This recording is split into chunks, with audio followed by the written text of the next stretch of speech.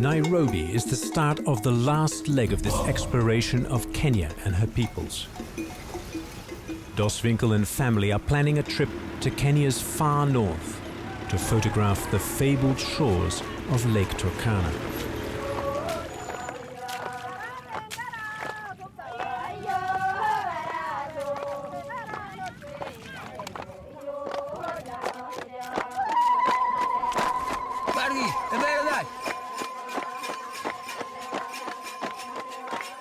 Kenya's far north is well off the regular tourist track.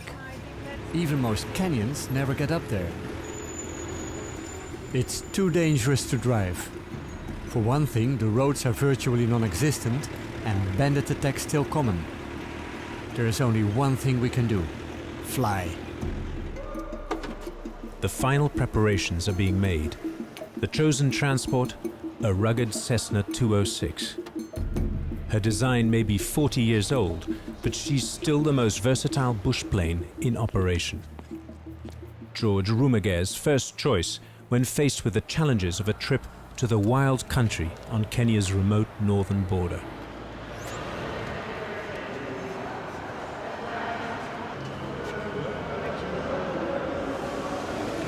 If this is the plane... I don't believe that. Is this the plane? Hi, George. Doss's request to be able to open the side window to take photographs in flight means a small alteration to the aircraft is necessary. I hope you realize we're cutting the plane in half for you now. What a pity. You see what we have to do for you, Doss? It's incredible. Well, I'm hoping that this screwdriver will be able to turn it. Now, you can give me something that's squashable. But our first challenge would be finding space in this small aircraft for 6 people and all our gear. That's fine. George, there. can we put this in the back of the plane? Huh? This is full, this is... Okay, let's see how much we have in. Hey, have a good flight, everybody.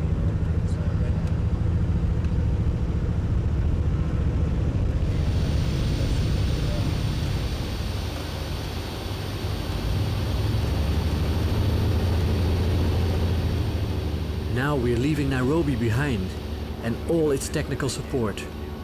From now on, navigation will be more a question of dead reckoning and hard-won experience.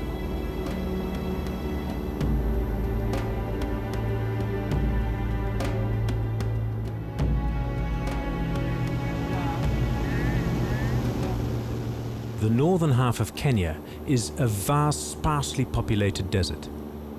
The dry shrub and rocky wasteland is home to some of Kenya's most fascinating and least known people, like the Turkana, the Gabra, and the Dassanach.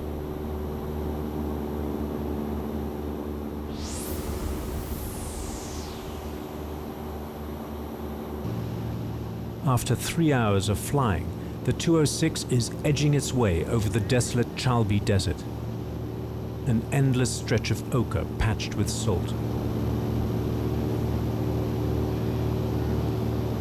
George is heading for its northern rim, a small island of life fed by a natural underground spring. Called Kalachadida, it means place of open space. The stop is a chance to refuel and get to know briefly the settled Gabra community living here. With temperatures frequently topping 50 degrees Celsius, the only respite comes from the constant driving wind.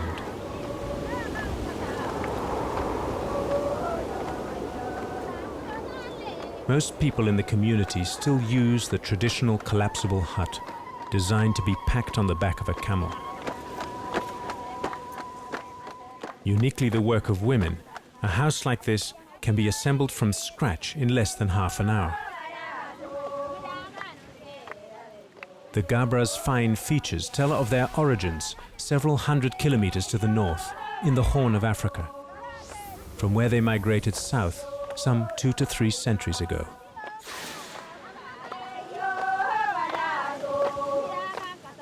The Gabra are traditionally camel herders, but the recent years of drought have stripped this group of nomads of their animals and forced them to settle. A trauma like this often leads to the collapse of traditional culture, but that's far from the case here. After going through some hard times, the community is finding new direction, in part through the efforts of a remarkable woman known as Chulani. Under her guidance, a group of 50 women have come together to tackle the new challenges of a settled life.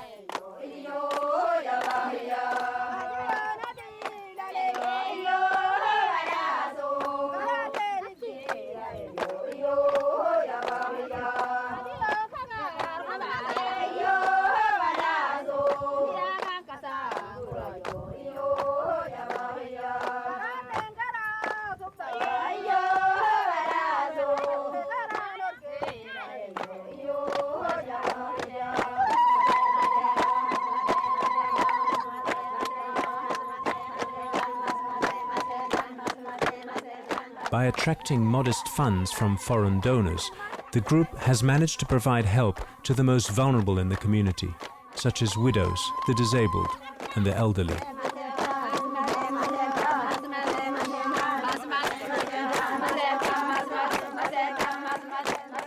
But the group's crowning achievement has been the building of this multi-purpose community center.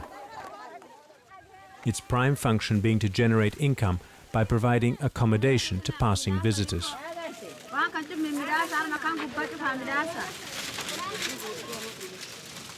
This income is then cycled into a number of educational activities, including paying school fees for children who can't afford to go to school, and providing lessons each day to the women of Kalatra, teaching them to read and write. Yai yanaanguka chini. Yai anaanguka chini. Bida au kutoka bida kutoka yanaanguka chini. Yanaanguka chini. Yai yanaanguka chini. Chulani, why did you start all of this? Nauliza, kwa nini ulianza hiyo project? Sababu sisi nataka kupunguza maskini. She says that they wanted to try and rise out of the poverty they were into.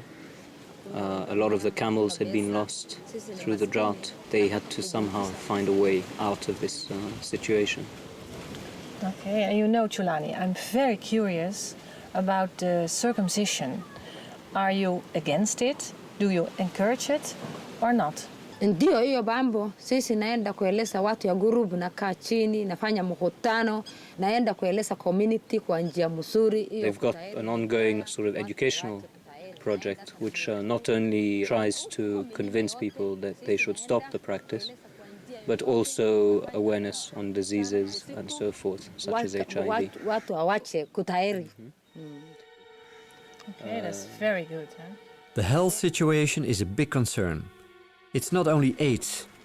Every day, 3,000 children die in Africa because of malaria.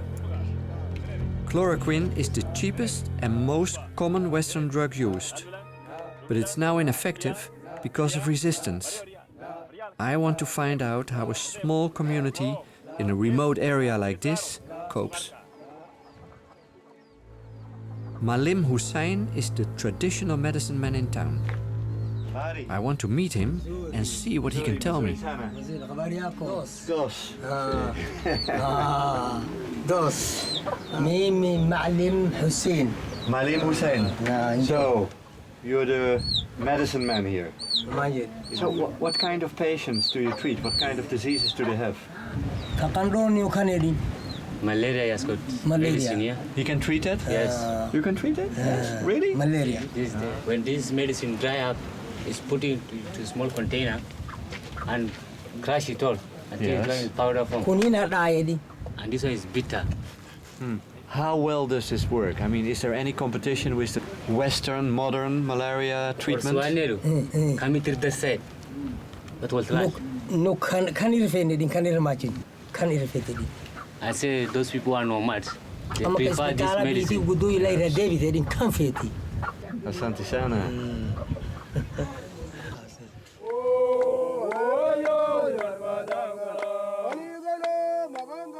With around 80% of people in Africa relying on traditional medicine for their basic healthcare, the World Health Organization is now researching traditional treatments for a whole range of major diseases, including HIV/AIDS, tuberculosis, and malaria. The idea is to evaluate the effectiveness and safety of various cures and then make the best of these more widely available. With traditional cultures under threat, it's also vital that this ancient knowledge is preserved for the future. I have the feeling I'm really hurting this goat, but no. Okay, you do it again. It's only drops.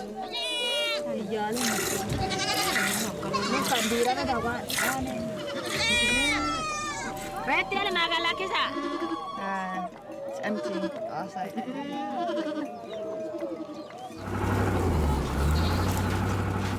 Before leaving Kalacha, the team is urged to take a trip out into the rough lava plains to the east. It's only 20 kilometers or so, but on this rock-strewn corrugated road, the ride takes nearly 2 hours.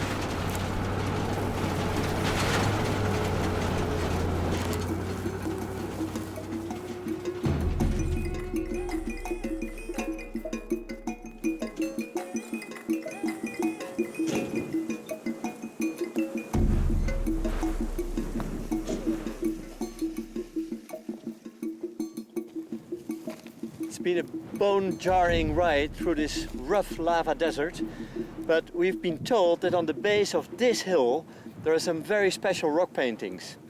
And now, of course, we're very curious to find out if it was worth this trip.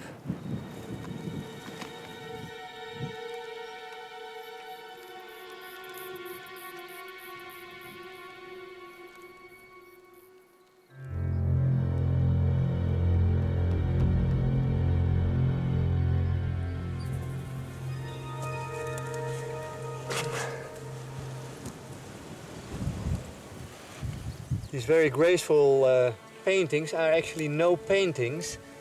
These are engravings. And these are obviously giraffe. It looks more like a kind of a study that they did on this animal. As far as we know, nobody knows how old these engravings are, but one thing is for sure, that giraffe don't live here since a very long time. This is tantalizing evidence that thousands of years ago, before this region was devastated by volcanic activity, the environment here was lush and green and supported both people and a whole assortment of wildlife. Well, here's another giraffe. That could be an oryx. And this really looks like an elephant. There must have been a time that there were plenty of animals here.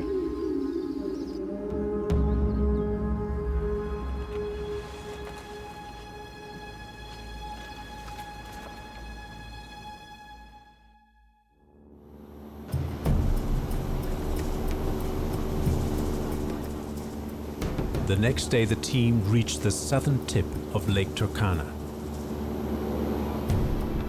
Seeing for the first time the shimmering blue body of water set off against this bare volcanic ground is breathtaking.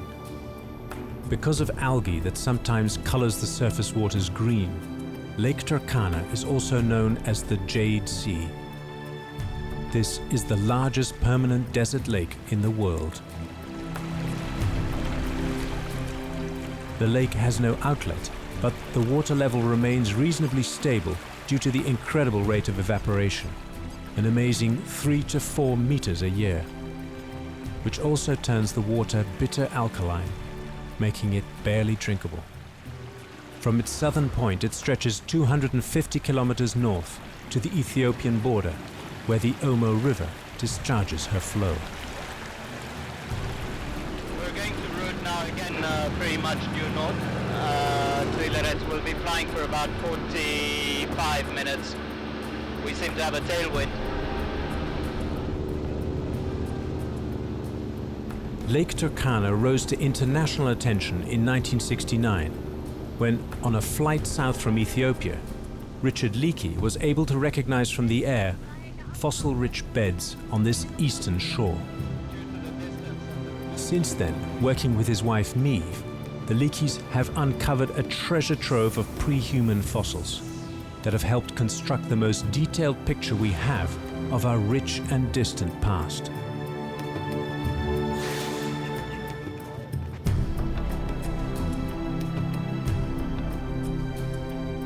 George takes the plane down low, looking for signs of the current Leakey expedition, which again this year is searching for fossils on Turkana's eastern shore.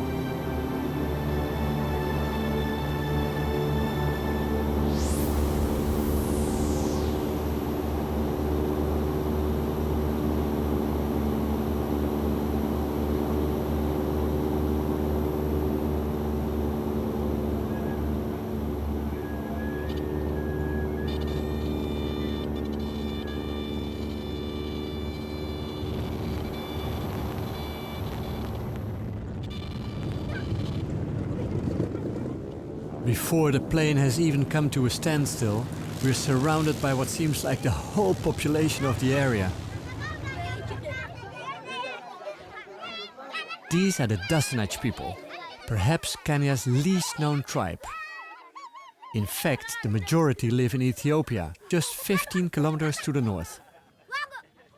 When the colonialists were drawing up the borders here, this group found themselves on the wrong side of the line. Something the Dassanach are still coming to terms with. Hey, come on.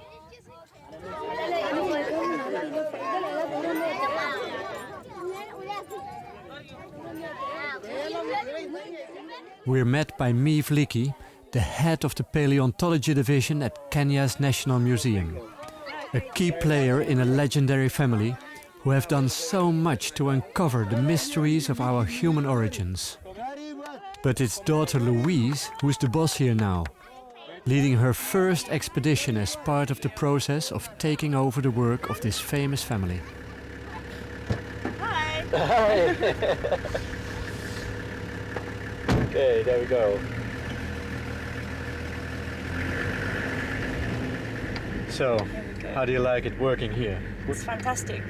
And it's also very rewarding when you find the specimens. But it's, you know, not every year you come up with the goods. You end up sort of having long periods of time with nothing terribly exciting to announce. But then when you got it, they'll just say, oh, we're at it again. Yeah, of course, that makes it. Keep working. Where are we going actually, Louise? We're going to an area of fossil exposures that's slightly up the road from us here, where we've been looking for fossils for the last few days. And it's a fairly rich site. It's probably around about 1.3 million years. And so our fossil crew are going to be scanning slowly the surface, looking for bones, which I'll come along and collect with, you know, more detail. And the most exciting find here, on this side of the lake? This side of the lake, well, you see, we've only just come back to work on this side of the lake in the last couple of years. Previous to that, it was work that my mother and father were doing through the 70s, and there were many exciting discoveries. Every week or so they were finding something exciting. And I wasn't here, I was just a child running around in the lake shore and swimming and having fun and collecting the odd fossil that didn't matter too much. So I don't really remember any of those big finds. I see them now and read the stories behind them, but it was terribly exciting, of course. Yeah. I guess we're nearly here. Here we go. Now, curious what we're going to find here. Yes, it should be a good morning. Fossils are one of my great passions, and this looks like heaven. Now, keep your eyes open for fossils. Oh, really? Oh, yes, you just walked on one there. No. The fossils are just littering the ground. You really have to be careful where you put your feet. The thing about up here is if you pick up a fossil, you've got to put it back exactly where you find it. Yes. Oh. Because if it moves and there was something else with it, then you've lost the context. Yeah. So just feel free to pick things up and have a look, and then put them back down. See, that's another fossil there. The shores of Lake Turkana are one of the best places in the world to go looking for fossils, especially hominid ones. Not only did many early humans live here, the natural processes operating helped preserve them. Over a period of about 4 million years, hundreds of meters of sediment have built up, trapping the skeletons of both the ancient hominids and the animals that live with them. In 1999, Mive and Louise's team made a sensational discovery: the skull of an entirely new species of early human ancestor. The remains suggested for the first time that more than one species of hominid lived together side by side. Patrick Kathogo is the geologist here. Having started working for the Leakeys as a fossil hunter, he's now completing a doctorate in the US. And according to his professor, he's one of the most talented students he's ever had. Patrick's work is key to dating all the finds. Yeah, currently I'm the only geologist, and there are several other geologists who visit this area every season. Yes. And we walk around looking for certain geological markers, like ash, which came as a result of a volcanic eruption. And if you can see a volcanic ash above and another one below the fossil, then you can take some minerals from the rocks that came from the eruption. And if you can date the one below and the one above, then we can be able to confine the age of the fossil. Patrick and his colleagues have been able to show that the fossils here are around 1.3 million years old. As far as human evolution goes, that takes us back to the time of Homo erectus. These early people were probably the first humans to master fire and wear clothing, giving them what they needed to leave Africa and spread into Asia and Europe. Right, because we've definitely lost this piece. This has come out somewhere. We have to find that. There's a little kichungi anyway. Yeah. I think this bit's gone. That should have the mandibular condyle on it. The only bright color in the landscape comes from a plant known commonly as the desert rose. In fact, this succulent comes from the periwinkle family, and in these northern desert regions it often grows to the size of a small tree. Its swollen trunk and roots store large quantities of water, allowing it to survive the long dry spells. Yeah, now I take one from below.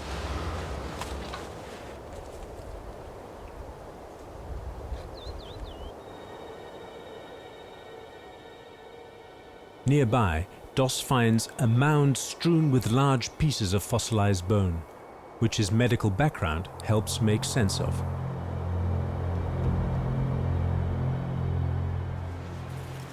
I just found an almost complete skeleton of a hippo broken into many pieces, and now my original profession as an orthopedic physical therapist really comes in very handy. This, for instance, is the axis. That's the second vertebra of the vertebral spine, and it's very interesting to see how little room the spinal cord had. Here my little finger is the place where the spinal cord runs normally. And this, for instance, this is a scapula or shoulder blade. And this is the place where the humerus, the upper arm, articulates with the shoulder blade. Anyway, now I have to put them back exactly on the same spot where I found them, because it's very important for the identification. Susie Coate is a paleoecologist. Her job is to help reconstruct the whole habitat that existed here millions of years ago. Susie, what is this? This is a pig skull. A pig skull? Right, when we found it, all we could see was this tooth sticking up out of the ground. One of our men found it when he was surveying. So what you're actually seeing here is the upper teeth of the jaw. It's upside down. Now I see, it's upside down. So this is up here. Yes. And this is... This is the palate. It's like the roof of the mouth. Yeah, so this would be the palate. Actually. The two teeth. And so what we have, this is the back of the skull. Spinal cord. Right. And then this would be the front of the skull here. And then this tusk has been displaced. It should be up at the front, but it's been moved around, probably from water transport. Can you explain to me why you are looking for animal fossils? Mm-hmm. Because I thought the main search here was for hominid bones, hominid fossils. Right, so finding animal bones helps us to know the sort of environment we're dealing with. So it tells us what kind of vegetation might have been around that these hominids could have been using. It tells us, perhaps a little bit later in the record, if the hominids were hunting, what kind of animals they might have been eating. And it tells us a little bit more about change through time, because if you watch how animals change through time in the fossil record, that's a really good indication of how the climate is changing and what effects that might be having on hominids. One of the goals of this expedition is to find out more about Homo erectus. More of his remains have been found here than anywhere else on Earth. In particular, Louise is keen to settle a family discussion over his origins. Did Homo erectus walk into the Turkana Basin from somewhere else? Or was this his birthplace? This is quite different work than marine biology, eh? Yeah, I thought I'd do marine biology for a little while. But then I got more involved with paleontology and the expeditions when my father had a plane crash in the early 90s, and I then came back and actually had to run the expedition because my mother had to leave. And then subsequently I've joined her on many of the expeditions every year, and we work very closely together now. And now probably won't look back at marine biology unless I'm on vacation, because of course I'll always have that attached. Yep.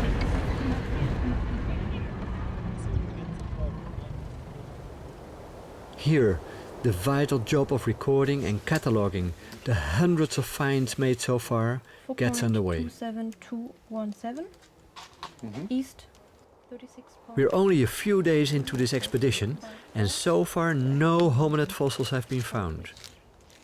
But what we did find is several basalt tools, like this hand axe.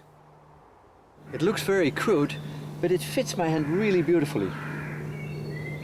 It's an amazing idea that more than 1 million years ago, someone must have had it in his hand just the way I'm doing it now.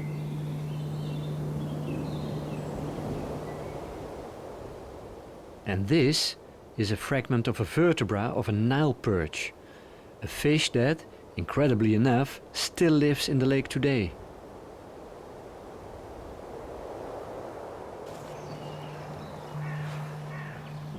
So what is this? This is the skull of a fossil turtle. A fossil turtle? Yeah. It's beautiful, huh? Oof, that's heavy too. Is that a rare find, or...? I think maybe we got one other trianakid from here. So this is a really But that's a particularly nice one. Yeah, Really nice. yeah, it's almost complete. He's rather sweet, I thought. Yes. I like his face. Yeah, no, you're right. While waiting for that next major hominid find to show up, Louise aims to carry the Leakey legacy yet another generation forward by building a permanently manned research station on these eastern shores of Lake Turkana, making it possible for researchers to work out here all year round. Out here, in the middle of nowhere, I feel dwarfed by the thought that humans have lived here without a break for millions of years.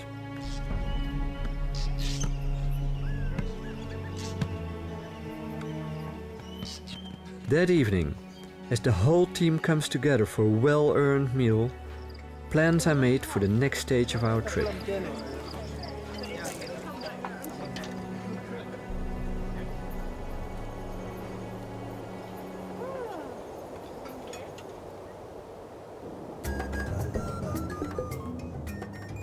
Although we're only heading 20 to 30 kilometers north, it will probably take us the best part of the day.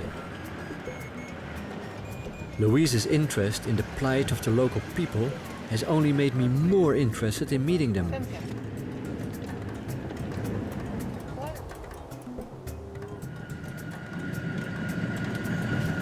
And there's a carmine bee eater.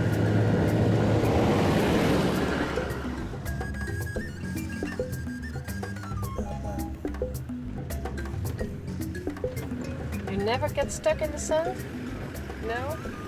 I hope this time you're lucky too.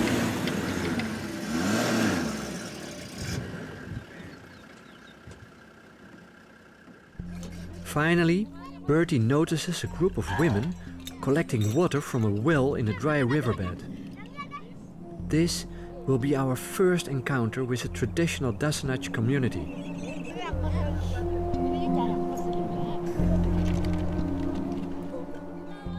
A friendship is soon struck up, and the family are invited to visit the village.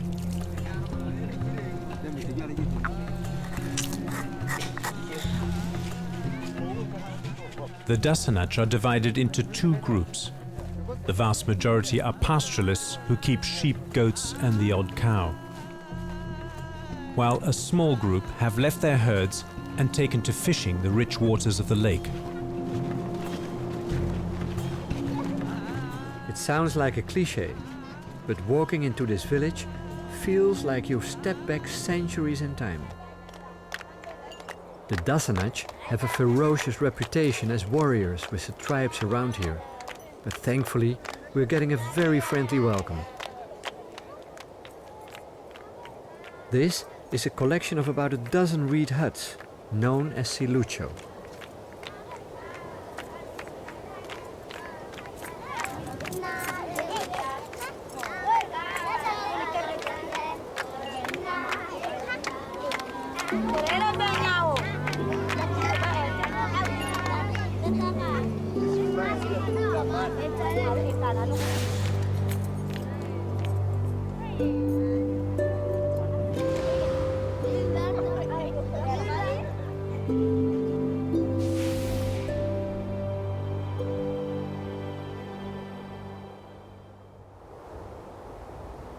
To help break the ice, Femke and Bertie join the women who are weaving mats.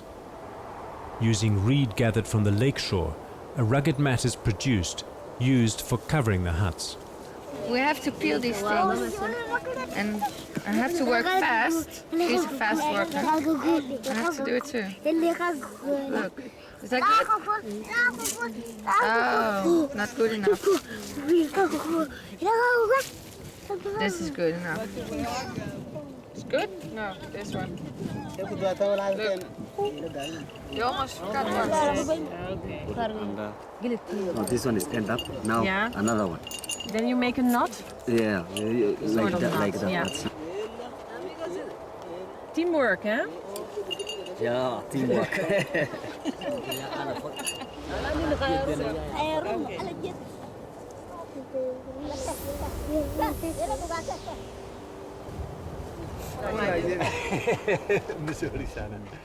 I'm invited to meet the village fortune teller. He'd already been informed of our arrival, and I was told that he wanted to meet me. Well, actually, this man is going to tell me my future, but my near future. What is going to happen within the next few days. And normally the local people give him like a goat or some tobacco, but we agreed to pay him some money. And then I will know what's going to happen today and tomorrow.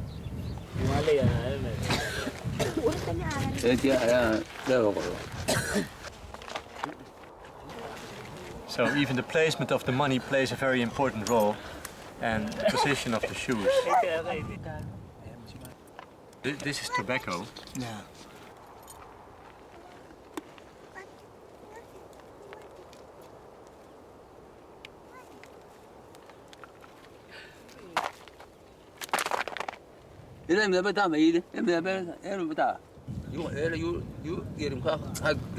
So he's saying, I see that this is all good to you, to me, to the children, and to the family.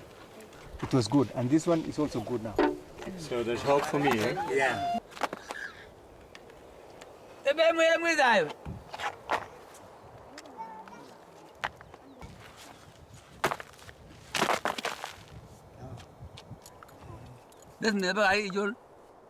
He's saying that you are in a good position. Let's go. Where you are, it's good. One more time. You see, it is not coming to me, it's not coming to anybody else, it's coming directly to you. So I'm really relieved. This is a very good sign. The shoe always comes to me, and that's good. It keeps coming to me. It is keeping coming to you.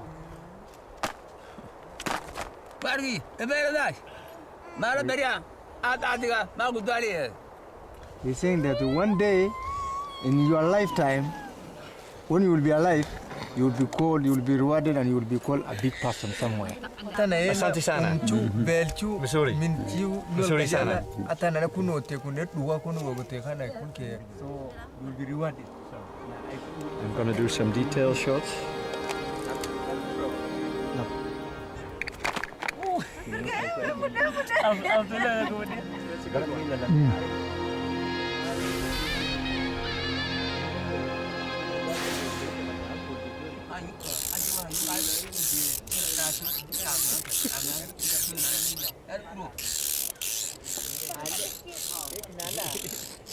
That's nice.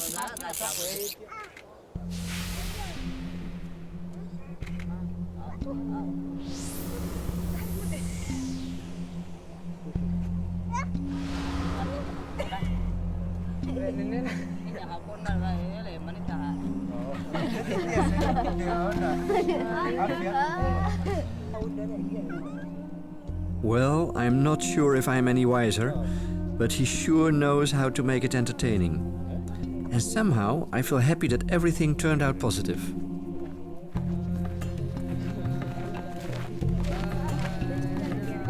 Dassanach women spend hours braiding and shaving their heads, creating elaborate hairstyles. But in Dassanach culture, it's the men who outdo the women as far as hairdos go.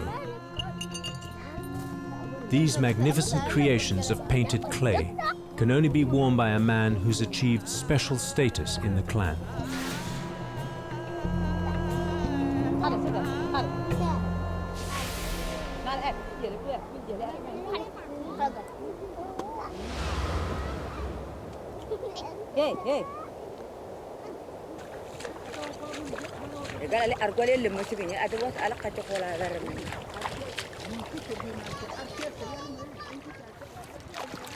Before these fishermen set off, they want to check some baited hooks lying just offshore, and I am invited to join.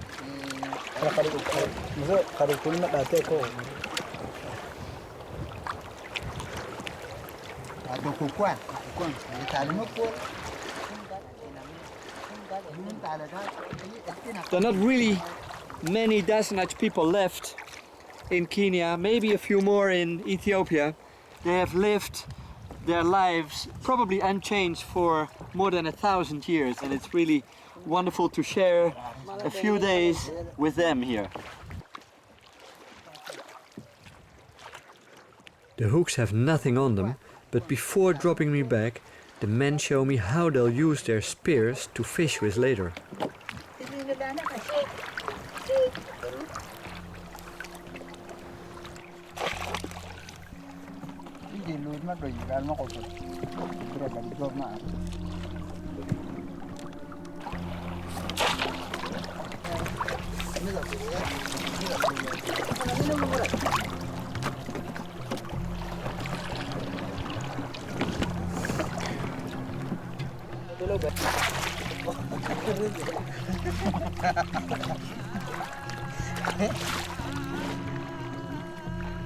Most of the fishing is done during the late afternoon and night, off some islands in the middle of the lake. I'm curious what kinds of fish they'll bring back tomorrow.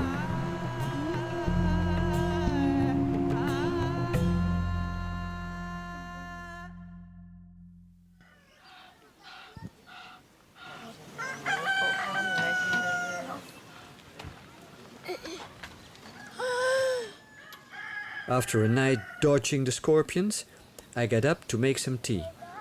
It's not long before I'm joined by all the kids in Silucho. Hey, Captain. Let's have a seat. Who's the captain? Oh, he's the captain. That's the real one.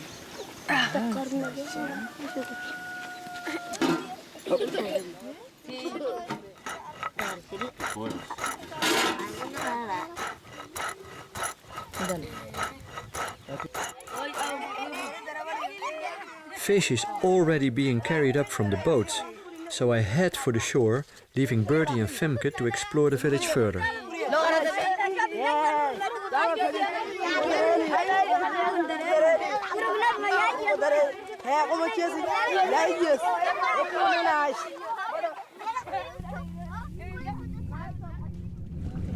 They caught a lot, eh? Hitchy. Hitchy, yes. Hitchy. Yeah. We call it Nile perch. Nile perch, yes. Oh, he's still alive. He's still alive. This is the Nile perch, virtually a living fossil. Their vertebrae are the same as the ones we found at the Leakey's camp. They look pretty impressive, but actually they can grow more than 4 times as big.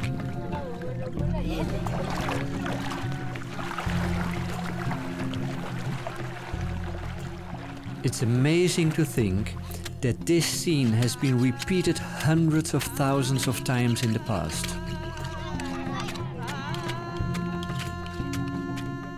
I want to take some pictures, but the light conditions are not at all great.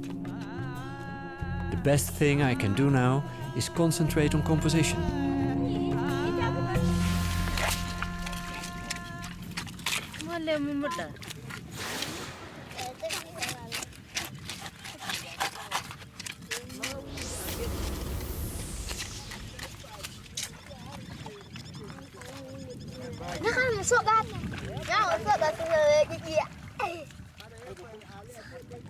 This small group of Dassanach live purely from what they catch on the lake. While this is mostly fish, it also includes crocodile and turtle when the opportunity arises.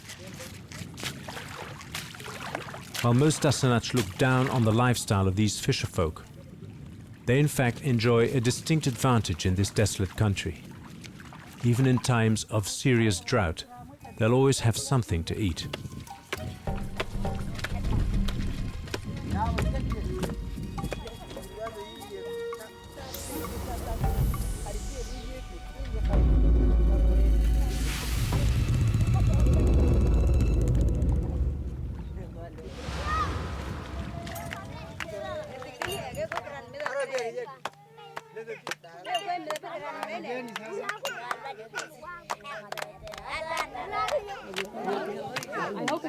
Bertie has been invited into a house for a more intimate look at Dassanach life. Hello. Yeah, thank you. Kusha shows off her calabashes, used to serve up both food and drink. Oh, that's light. Yeah. Yeah. Just for food only. For food only. Yes, and what not- is then for drinking? And that one is for drinking. This one is now for drinking. You see inside are Okay. different. This one is dark Yeah. because of there are some waste of coffee, and then the other one is a bit inside is white. Yeah, that's white. Yeah. So, it's beautiful, huh? Yeah. The hat. Ala chura ma le din yana. Iba chut ala ni din yana. Atala. And it is just in half, so that the men have half of the half? Yeah. Halfway. The other side for the women, the kids. So it is divided exactly into two. Yeah. So the husband has This side. that's the big part. Yeah, no, it should be halfway.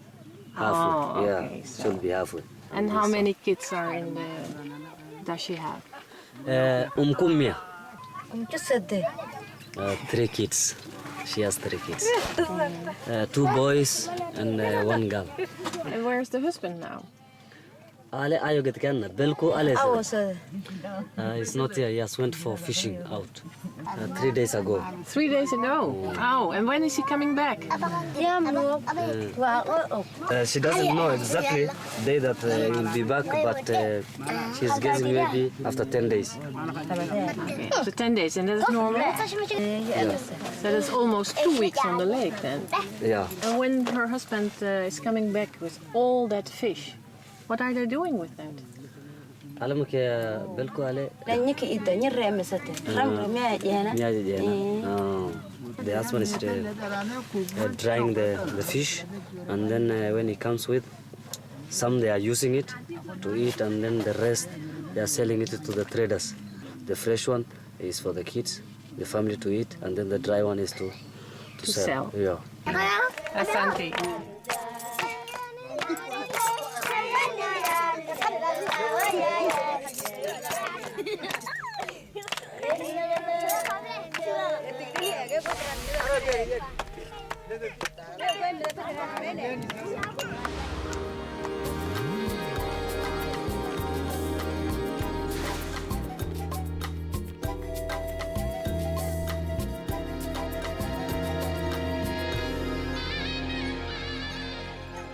In a neighboring village, preparations are being made for a major celebration that is held each year in the Dassanach heartland, some 50 kilometers north across the border. Hundreds of families gather for a week-long celebration, marking the coming of age of their daughters.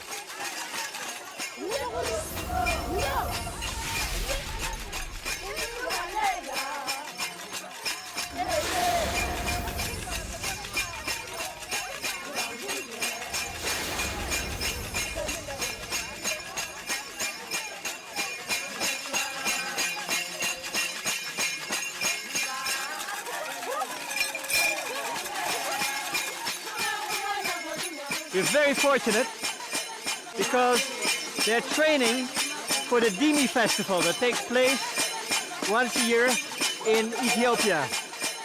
And we're here at this moment. Great.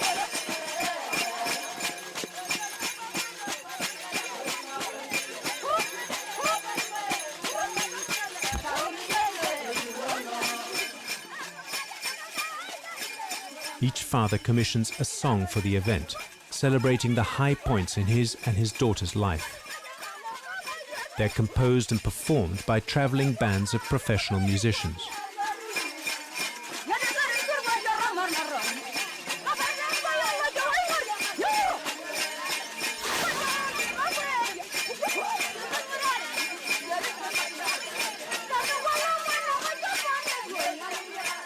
After having discussed final changes, the group performs for the father's approval, which he gives here by presenting the leader of the group with a white feather.